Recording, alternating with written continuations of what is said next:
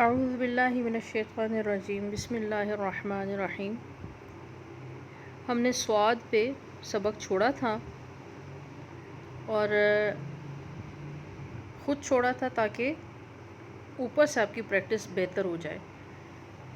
پچھلے سبق کو ساتھ لیتے ہوئے ہم دوبارہ سے سواد تک پڑھیں گے تاکہ ہم اس کو ریویو کر سکیں۔ آپ کو بتایا جا چکا ہے کہ عربی حروف تہجی کھڑے حروف ہوتے ہیں، کھڑے حروف سے پڑھے جاتے ہیں۔ جیسے الف تو ویسے ہی پڑھا جائے گا جیسے فارسی میں یا اردو میں پڑھا جاتا ہے، لیکن بقیہ حروف جو ہے وہ با، تا، ثا اس طرح پڑھے جائیں گے، کھڑے حروف۔ اور اردو میں کیسے ہوتا ہے؟ الف، بے، تے، ثے، یہ فرق ہے۔ عربی میں با، تا، ثا، جیم، حا، خا، دال، ذال، را، زا، سین، شین، صاد، صاد۔ اب ضاد کیسے؟ ضاد کا طریقہ کار یہ ہوتا ہے کہ آپ کے زبان کا فلیٹ سائڈ والا حصہ جبڑے سے اوپر یا نیچے کسی جبڑے کے ساتھ ملتا ہو۔ اس کو جب آپ ملائیں گے تو یہ آپ کو ضاد کی آواز مل جائے گی۔ جیسے اب پہلے بتایا تھا کہ ثا نرمی کا حروف ہے، ذال نرمی کا حروف ہے۔ سامنے کے دونوں دانتوں میں زبان کی نوک جب رکھی جاتی ہے تو یہ ادا ہو جاتے ہیں۔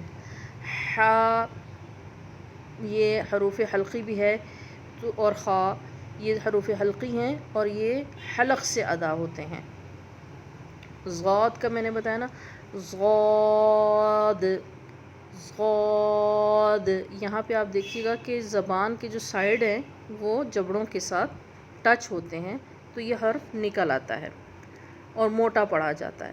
صاد یہ بھی موٹا پڑھا جاتا ہے، ضاد یہ بھی موٹا پڑھا جاتا ہے، اور ان دونوں حروف کو 4 الف کے برابر لمبا کھینچنا ہے۔ طا 1 الف کے برابر، یہ بھی موٹا کر کے طا، طا۔ اب یہ تا اور طا یہ دونوں الگ الگ ہیں آواز میں، ٹھیک ہے؟ مخرج ان کا جو آواز ہم نکالتے ہیں اس کو مخرج کہا جاتا ہے، تو یہ مختلف ہے۔ ورنہ اگر آپ اس کو بھی تا پڑھ لیں گے تو پھر اس کا فرق پتہ نہیں چلے گا کہ ہم نے تا پڑھا یا طا پڑھا، ٹھیک ہے؟ اب اگلا حرف ہے وا، یہ موٹا کر کے پڑھیں گے اور ذال سے مختلف ہے۔ یہ حرف ذال سے اس طرح مختلف ہے کہ ذال کو آپ نے زبان کی جو نوک ہے وہ دونوں دانتوں کے درمیان میں رکھ کے پڑھنا ہے، جبکہ یہاں زبان کی نوک جو ہے وہ آپ کے اوپر والے دانتوں کے پیچھے زبان کی نوک لگے گی۔ وا اور موٹا طا جس طرح ہم پڑھ رہے ہیں، صاد، یہاں پہ بھی آپ نے وا کو موٹا کر کے پڑھنا ہے۔ اور آواز کیا ہے؟ وا۔ اب یہاں دیکھیے عین، عین، عین اور حا میں یہی قدر مشترک ہے کہ یہ حلق سے نکلتے ہیں دونوں، حا اور عین، عین، عین۔ یہاں دیکھیے غین، اس کا مخرج بھی کیا ہے؟ جو حا کا مخرج ہے، جو عین کا مخرج ہے، غین یہ بھی حلق سے، غین غور سے دیکھیے گا، غین حلق سے نکل رہے ہیں۔ فا، فا بالکل سیدھا سادہ لفظ ہے، ایک حرف الف کے برابر اس کو کھینچیں گے۔ اور یہ دیکھیے قاف، قاف موٹا کر کے، قاف یہ بھی حلق سے نکل رہا ہے، قاف تالو اور زبان آپس میں ملتی ہے تو یہ لفظ ادا ہو جاتا ہے، اور یہ 4 حروف الف کے برابر ہم اس کو کھینچیں گے۔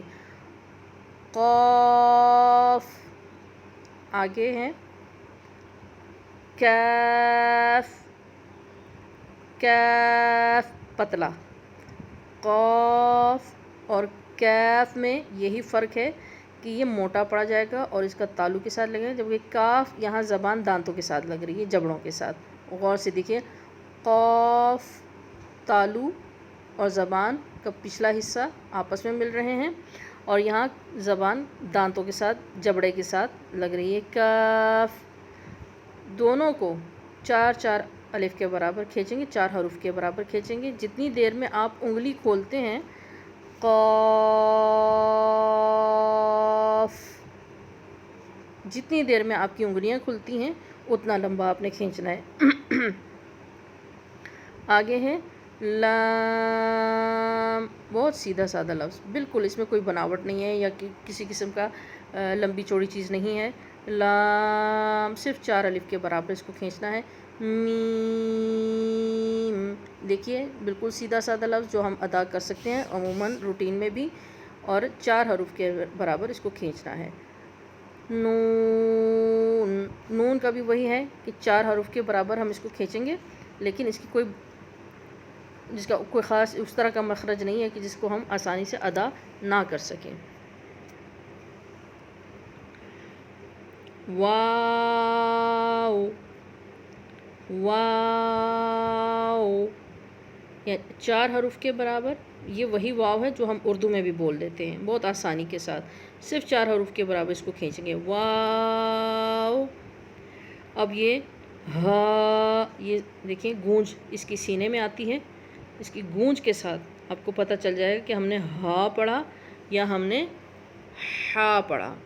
اگر ہم ہا کو ہا پڑھ لیتے ہیں تو پھر ہمیں پتہ نہیں چلتا کہ ہم نے ہا پڑھا تھا یا ہم نے ہا پڑھا، تو ان کا یہی فرق ہے، یہ ہوگا ہا، ہا، اور یہ ہے ہا، ہا۔ دیکھیے گونج سینے میں آپ کو اس کی گونج سنائی دے گی، اور یہ ہے حمزہ، حمزہ، اس کا بھی کھینچنا نہیں ہے، ٹھیک ہے، 1 الف کے برابر اس کی آواز نکلے گی جیسے ہا، اسی طرح حمزہ۔ اور یا، اردو کی طرح یہاں پہ چھوٹی یا بڑی یا نہیں ہوتی، عربی میں صرف ایک ہی یا ہے اور اس کے نیچے نقطے ہیں، یہ نقطوں سے پھر دوسرے حروف کے ساتھ مل کے واضح بھی ہو جاتا ہے۔